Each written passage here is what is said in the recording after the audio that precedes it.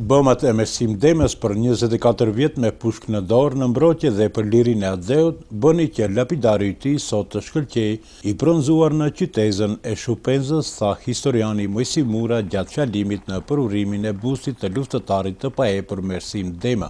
Mersim Dema, shtoi Mura, ul në lëmin kombëtar në moshë të re, i cili me heroizmin e tij në luftën për liri bëni që ato më vonë ta thresin mbreti i maleve. Ndërkaq nënvizon Mura se Mersim Dema hapi shkollën e parë shqipe në rrethin e Peshkopis në vitin 1894.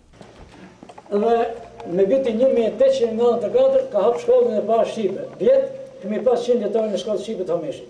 E para shkollë shqipe është Dibrës madhe me 1888, me 1894 ka hapur Mersim Dema me mësues Shatirdasin. Të kujtosh të kaluarën përmes veprës dhe bomave të Mersim Demës do të thotë të ringjallësh dashuri për atëdheun tek brezat e rinj, theksoi mes tjerash kryetari i Bashkisë së Peshkopis Ilir Krosi. Për të mësuar nga historia, do ta kthejnë kokën, do të kujtojnë dhe pastaj do të pyesin kush është Mersim Dema dhe kështu do të mësojnë pra për vlerat e Dibrës.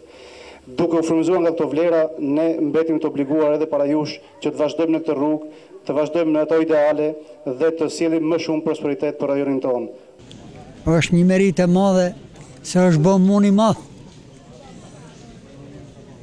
Është harxhu e në men, e në fizik. Prandaj Mersim Dema nuk do të des me breza. Të ecim gjurmët e këtyre të parëve tanë edhe mos i harrojmë këta figura të mëdha të historisë për pavarësimin e vendit. Në këtë përurim përshëndetën kryetari i komunës së Dibrës Argëtim Fida, Muislani kryetari i Shupenzës, Dashamir Marku dhe historiani Mendu Dema.